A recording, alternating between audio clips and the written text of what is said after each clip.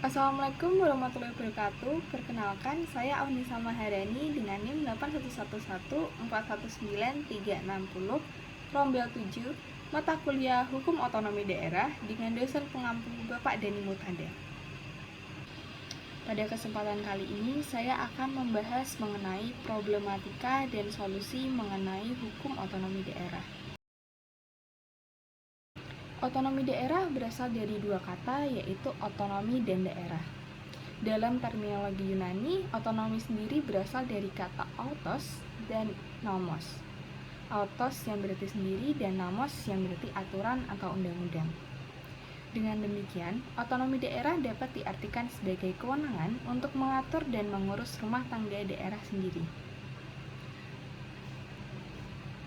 Undang-Undang Nomor 23 Tahun 2014 pun menyebutkan otonomi daerah sebagai hak, wewenang, dan kewajiban daerah otonom untuk mengatur dan mengurus sendiri urusan pemerintahan dan kepentingan masyarakat setempat dalam sistem negara kesatuan Republik Indonesia. Kekuasaan untuk mengambil keputusan sendiri atau diskresi yang dimiliki oleh kepala daerah tanpa pengawasan dapat menjadi salah satu problematika dari hukum otonomi daerah. Tingginya kekuasaan yang dimiliki ditambah dengan adanya kesempatan dan rendahnya integritas yang memadai dapat mendorong terjadinya praktik korupsi. Ada pula para pengusaha, birokrat, dan politisi berlomba-lomba menguasai jabatan strategis dan membangun dinasti politik di daerahnya tertentu. Akibatnya, banyak bermunculan fenomena kepala daerah yang tidak kompeten dan tidak memiliki rasa tanggung jawab kepada publik yang berujung memperkaya dirinya sendiri. Pada hal ini, saya mengambil contoh seperti kasus korupsi yang dilakukan oleh Wali Kota Cimahi, Ajay Muhammad Priyatna, sebagai tersangka dalam kasus dugaan tindak pidana korupsi terkait izin pembangunan rumah sakit di Cimahi, Jawa Barat. Ajay sebagai pucuk pimpinan di Kota Cimahi diduga menerima sejumlah uang beberapa kali dari HY yang merupakan komisaris dari Rumah Sakit Umum Kasih Bunda. Satgas KPK pun menyita barang bukti berupa uang sebanyak 400 juta rupiah dari kesepakatan sekitar 3,2 miliar rupiah. Ada pula yang menjadi solusi dari hal tersebut adalah melalui upaya pencegahan. Salah satunya dilakukan dengan membuat kajian sistem.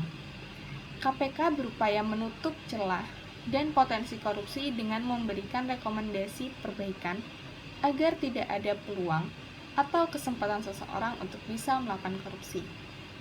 Sedangkan, melalui upaya pendidikan, adanya dorongan pembentukan budaya anti korupsi di masyarakat, termasuk menjaga integritas penyelenggara negara dengan menumbuhkan kesadaran agar tidak ingin melakukan korupsi.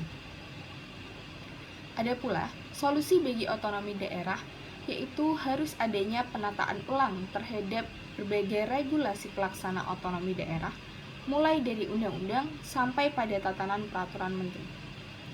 Melalui penataan regulasi, pemerintah harus membentuk dan membangun tata kelola pemerintahan yang baik, efektif, efisien, bersih, berwibawa, taat pada hukum, dan melayani masyarakat di daerah.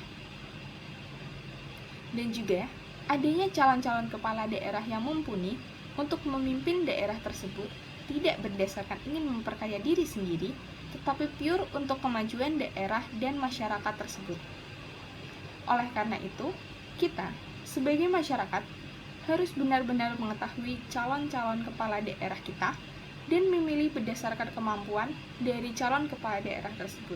Sekian penjelasan dari saya mengenai problematika dan solusi dari pelaksanaan hukum otonomi daerah. Kurang lebihnya saya mohon maaf. Wassalamualaikum warahmatullahi wabarakatuh.